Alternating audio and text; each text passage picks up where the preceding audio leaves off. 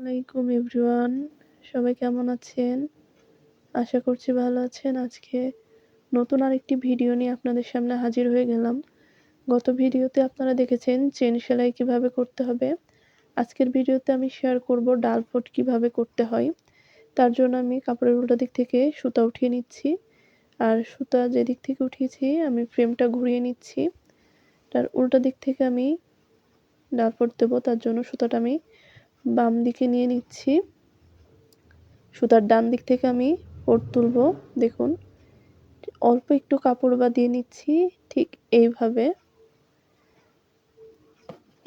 করে আমি ফোট উঠিয়ে নিচ্ছি।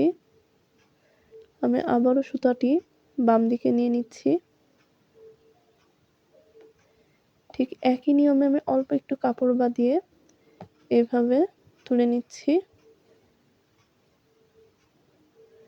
এই যে এইভাবে আপনারা যদি বাম দিকে সুতা রাখেন তাহলে প্রত্যেকটা ফোট তোলার সময় সুতা বাম দিকে রাখতে হবে। আর যদি ডান দিকে সুতা রাখতে চান তাহলে প্রতিটা ফোট তোলার সময় সুতা ডান দিকে রাখতে হবে।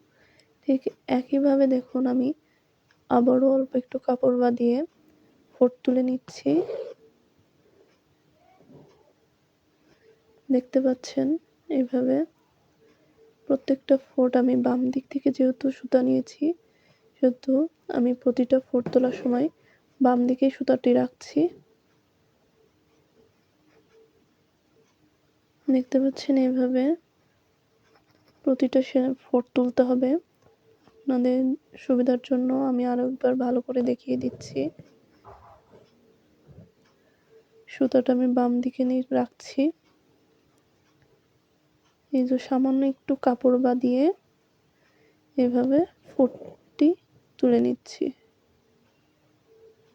আপনারা ডাল ফোট করার সময় যদি প্রথমে ডান দিকে সুতা রাখেন তাহলে প্রতিটা ফোট ওঠানোর সময় সুতা ডান দিকে রাখতে হবে।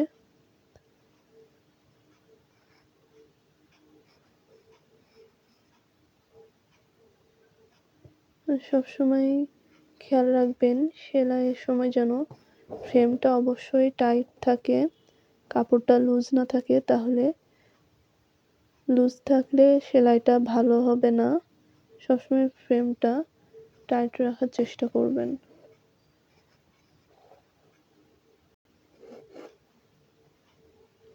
এই যে হয়ে গেছে আমার ডাল সেলাই কমপ্লিট, দেখতে পাচ্ছেন।